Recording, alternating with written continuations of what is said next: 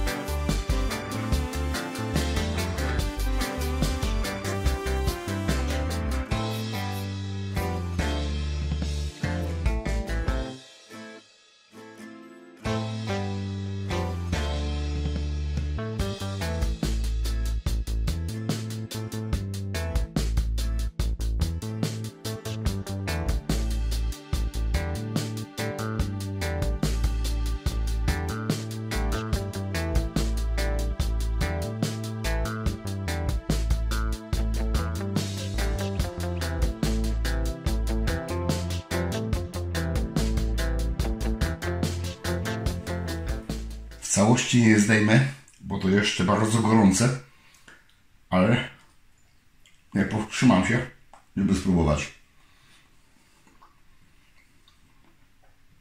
Pycha.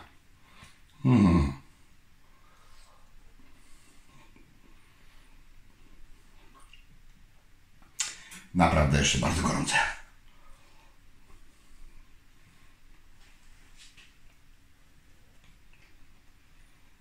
Ale naprawdę bardzo dobre. Kilka uwag. Jak było widać, w tej przestrzeni naprawdę niewiele pomiędzy górnym zawieszeniem kratki a dolnym zawieszeniem misy, do której to może skapywać, bo jak widać skapywało i to w ilości niemałej. Wadą mojej kuchenki jest to, że ta kratka, która była na górze, jest na tyle gęsta, że nie dało się na niej kabanosów powiesić i przetykać. Więc musiałem kombinować. Wziąłem poprzeczki, porozginałem duże spinacze biurowe, żeby to podwiesić, a minimalnie tylko przestrzeni stracić. No i te kręgi też za wysokie być nie mogły, bo przestrzeni pomiędzy kratką a tą dolną półką było niewiele. 110 stopni na początek. Jak termometr, bo wbiłem termometr w jednego kabanosa, robiłem to po raz pierwszy, musiałem mieć chociaż jakikolwiek podgląd na to, jak tam szybko temperatura rośnie. Oczywiście mogę przypuszczać. Teraz wiem, ale też nie tak do końca, bo dopóki nie osiągnęło 65 stopni w środku, to temperatura była 110, potem podniosłem na 150.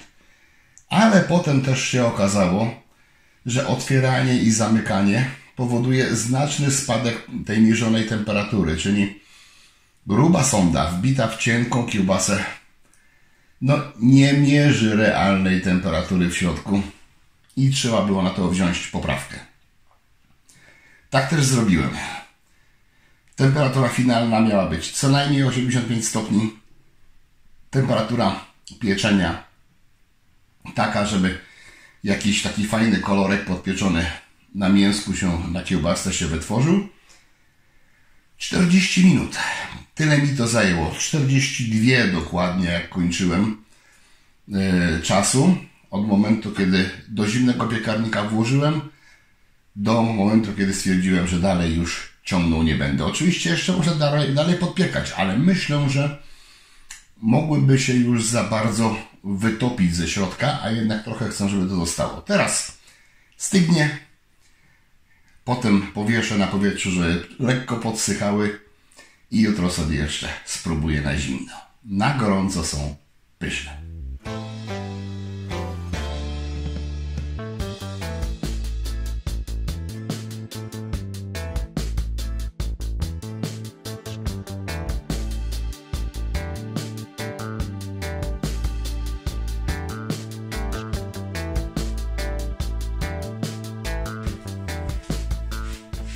I poranek dnia następnego, a to są moje kabanosy pieczone. Zobaczcie.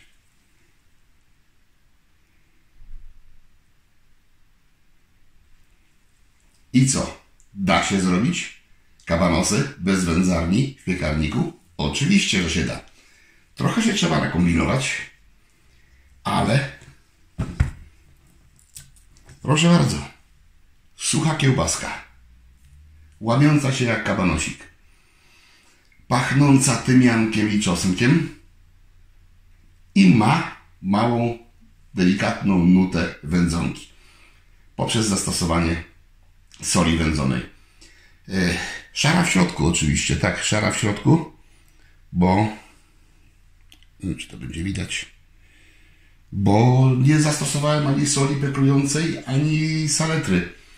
Poobrabiałem to w wyższej temperaturze. Gdyby to potraktować dłużej w temperaturze około 120 stopni, pewnie można by się było pokusić o próbę zachowania koloru. Ale dzięki temu jest domowy, naturalny, pieczony kabanos. Po jednym dniu podsuszania, po nocy podsuszania. Wspaniale smakuje i naprawdę nieźle wygląda. Pycha.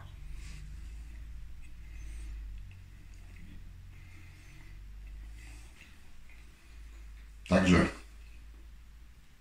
przełknę. Wystarczy, naprawdę wystarczy chcieć. Trochę pokombinować, trochę pomyśleć, jak to zrobić, a się da. Nigdy tego nie robiłem, no bo mam wędzarnię.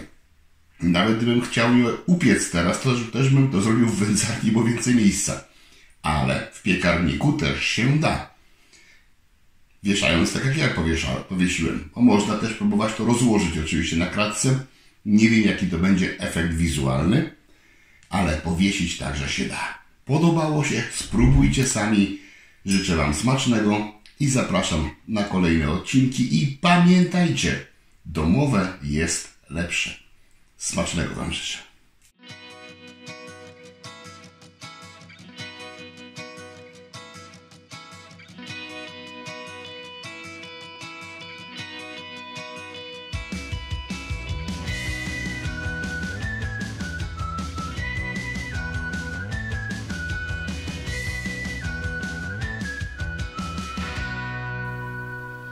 Zapraszam, wpadnijcie na zakupy do mojego sklepu. Znajdziecie tutaj takie rzeczy jak wędzarnie i generatory dymu, szynkowary, sprzęt dla winiarzy, sprzęt i surowce dla piwowarów, inne akcesoria do wyrobów domowych oraz unikatowe tematyczne koszulki i literatura dla pasjonatów. Zapraszam.